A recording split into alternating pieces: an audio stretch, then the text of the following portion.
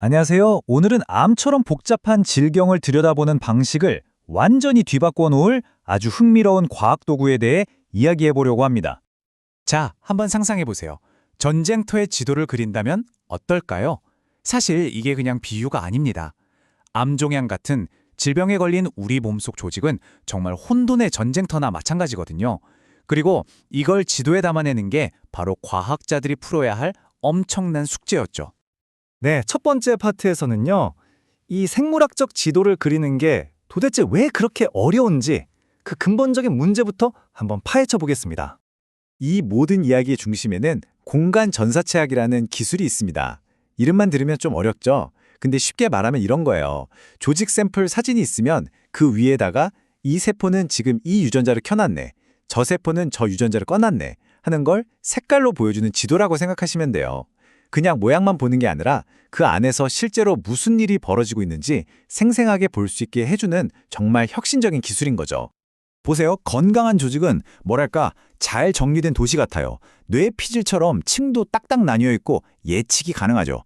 그런데 암 조직은요? 이건 모든 게 뒤죽박죽 섞여버린 그야말로 혼돈의 도가니입니다. 바로 이 극명한 차이 때문에 질병의 지도를 그린다는 게 그렇게나 어려웠던 거예요. 그래서 예전에는 과학자들이 어떻게 했냐면요. 군집화라는 방법을 썼어요. 이게 뭐냐면 지도 위에다가 여기는 A 동네, 저기는 B 동네 이렇게 딱딱 경계선을 긋는 것처럼 비슷한 세포들끼리 묶어서 그룹을 만드는 방식이었죠. 자, 그런데 여기서 문제가 생깁니다.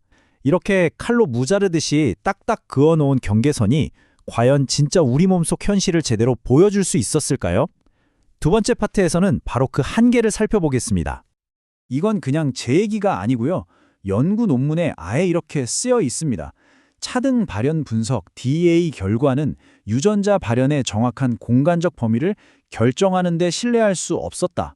한마디로 기존 방식은 믿을 만한 지도를 만들어주지 못했다는 거죠. 연구자들이 데이터를 더 깊이 파고들었더니 정말 재미있는 사실을 발견했어요. 우리가 그어놓은 A 동네와 B 동네 경계선 있잖아요. 유전자 활동은 그런 걸 전혀 신경 쓰지 않고 막 넘나들었던 겁니다. 생물학적 현실은 날카로운 절벽처럼 딱 끊어지는 게 아니라 완만한 언덕처럼 스르륵 변하는 기울기였다는 거죠. 결국 기존 방식은 현실을 왜곡해서 보여주고 있었던 거예요. 그래서 바로 이 지점에서 오늘의 주인공이 등장합니다. 이 복잡하고 지저분한 현실을 회피하는 대신 있는 그대로 받아들이는 새로운 방법, 바로 공간 구배 스크리닝, 줄여서 SGS라고 부르는 기술입니다. 이 새로운 방법은 비유하자면 딱딱한 경계선을 긋는 게 아니라 히트맵을 만드는 것과 같아요.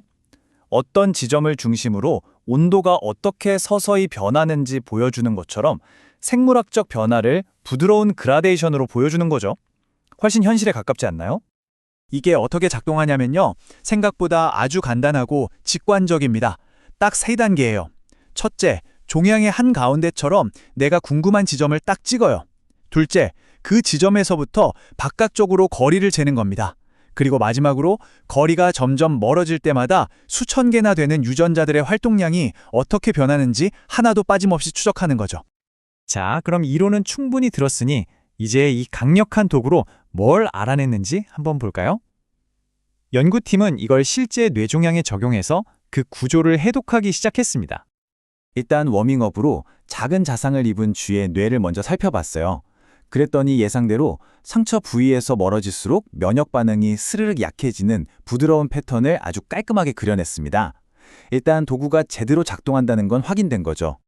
자, 이제 본 게임입니다. 바로 아주 복잡한 인간의 뇌종양, 교모세포종을 들여다봤는데요. 이 종양은 구조가 아주 특이해요. 중심에는 죽은 세포 덩어리인 괴사핵이 있고요. 그 주변을 산소가 희박한 저산소 구역이 마치 성벽처럼 둘러싸고 있었습니다. 그랬더니 정말 흥미로운 2가지 패턴이 나타났습니다. 첫째는 인력이에요. 저산소증, 그러니까 산소 부족 상황과 관련된 유전자들은 마치 다석처럼 종양의 중심부로 끌려갔습니다. 반면에 청력도 있었어요. 면역 반응이나 건강한 신진대사에 관련된 유전자들은 그 중심부를 피해서 멀리 밀려나는 패턴을 보인 거죠. 그렇다면 우리 몸의 군대, 즉 면역세포는 어디 있었을까요? 특히 암세포를 공격하는 T세포를 추적해 봤더니 정말 놀라운 걸 발견했습니다. 이 T세포들이 가장 많이 모여 있는 곳이 저산소 구역의 경계선에서 딱 1000 마이크로미터, 그러니까 1mm 떨어진 지점이었던 거예요. 마치 종양의 독한 기운을 피해서 일정한 거리를 두고 방어선을 치고 있는 듯한 모습이었죠.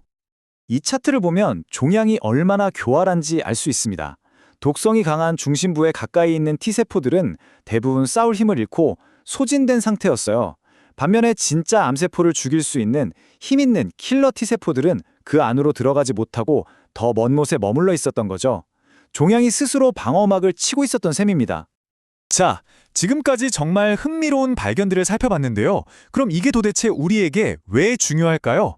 마지막으로 이 새로운 렌즈가 질병을 이해하는데 어떤 의미를 갖는지 짚어보겠습니다. 이 새로운 지도가 왜 그렇게 중요하냐면요. 첫째, 종양이라는 전쟁터의 상황을 훨씬 더 정확하게 파악할 수 있게 해줍니다. 둘째, 이걸 보면 약물을 어디에 투여해야 가장 효과적일지 그 급소를 찾아낼 수 있게 되죠. 그리고 마지막으로 종양이 어떻게 방어하는지를 알았으니 그 방어막을 뚫을 새로운 전략을 세울 수도 있게 되는 겁니다. 논문의 마지막 문장이 이 모든 걸 아주 잘 요약해주고 있습니다. 우리의 발견은 저산소증과 T세포 분포 사이에 강력한 공간적 의존 관계가 있음을 시사하며 교모세포종의 복잡한 생물학적 구조를 이해하려는 인류의 탐구에 기여한다. 결국 산소 농도와 면역세포의 위치 관계, 이 공간적인 비밀을 풀어낸 것이 이번 연구의 가장 큰 성과라고 할 수 있겠습니다. 자, 오늘 이야기를 듣고 나니 이런 생각이 들지 않으신가요? 어쩌면 우리가 아직 보지 못하는 수많은 질병의 비밀들이 그저 올바른 지도가 그려지기만을 기다리며 우리 눈앞에 숨어 있는 건 아닐까요?